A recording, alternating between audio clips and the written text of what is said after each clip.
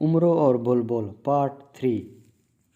दुनिया के सबसे बड़े जादूगर भी तुम पर मेरा जादू का असर ज़ायल नहीं कर सकते, फूंका जादूगर ने बड़े मगरूर लहजे में कहा। फिर उसने एक मंत्र पढ़कर ज़मीन पर पाँव मारा तो वहाँ एक तिलिस्मी तख्त नमूदार हो गया। फूंका जादूगर तख्त पर बैठा और तख्त को तिलिस्म जिंदान चलने को कहा तो तख्त फिजा में बुलंद हुआ और मशरक़ की सिमत उड़ता हुआ जल्दी ही निगाहों से ओझल हो गया। उसी वक्त से मैं दिखयारी दरख्त पर बैठी अपनी किस्मत पर आंसू बहा रही हूँ, बुलबुल ने आखिर में कहा और दोबारा रोने लगी। चुप हो जाओ शहजादी, मैं फूंका जादूगर को कत्ल करके तुम्हें इसके जादू से निजात दिलाऊंगा, उमरों ने पुरअज़्म लहजे में कहा। खुदा ने चाहा तो मैं फूंका जादूगर की ऐसी फूंक निकालूंगा कि मरने के बाद भी उसकी रूह बुलबुलाती रहेगी। अभी तुम आराम करो, मैं सुबह का उजाला फैलते ही तिलिस्म की तरफ रवाना हो जाऊंगा। बुलबुल शहजादी ने उमरों का शुक्रिया अदा किया और उठकर दरख्त की शाख पर जा बैठी तो उमरों भी सोने की कोशिश करने लगा। सुबह हुई तो उमरों ने उठकर शाख पर बैठी बुलबुल की तरफ देखा और अपने घोड़े पर सवार हो गया। फिर उसने बुलबुल से कहा, अच्छा शहजादी, मैं जा रहा हूँ, तुम मेरी कामयाबी के लिए दुआ करना। अल्लाह ने चाहा तो मैं जल्द लौट आऊँगा और मेरे वापस आने से पहले तुम दोबारा इंसान बन चुकी होगी।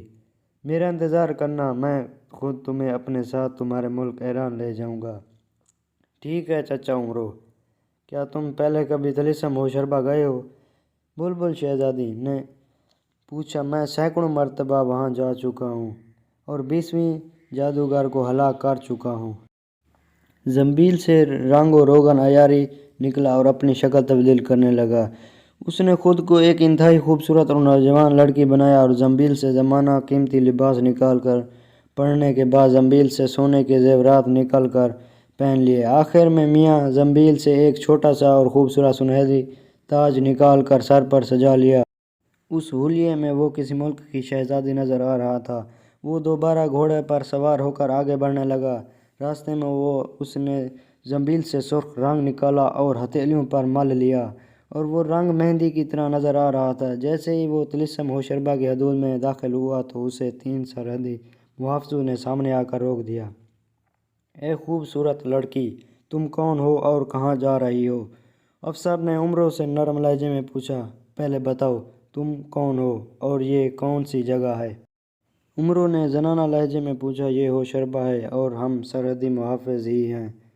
मैं मुहाफ़िज़ों का सरदार झारा जादूगर हूँ। अफसर ने कहा, हाय हाय, मैं ये भटक कर कैसे इधर आ गई? उमरों ने यह कदम रोते हुए जनाना आवाज़ में कहा, क्या तुमने मेरे शोहर को देखा है? नहीं, मगर तुम कौन हो और तुम्हारा शोहर कहाँ गया? सरदार झारा जादूगर ने चौंक कर पूछा। मैं शाम की शहजादी कंवल हूँ। 2 दिन पहले मेरी शादी मिस्र के शहजादा नासिर से हुई थी। आज वो मुझे सैर करवाने के लिए मुल्क चीन की तरफ ले आ रहे थे कि रास्ते में सियाह अंधारी आ गई जिससे हर तरफ तारीकी फैल गई।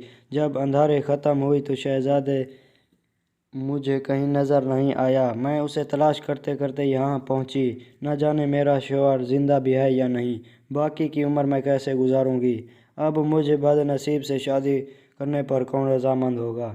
उन्होंने हिचकियाँ लेते हुए कहा और दोबारा रोने लगी। घबराओ नहीं शहजादी, मैं तुमसे शादी करूँगा, मेरे पास बहुत दौलत है।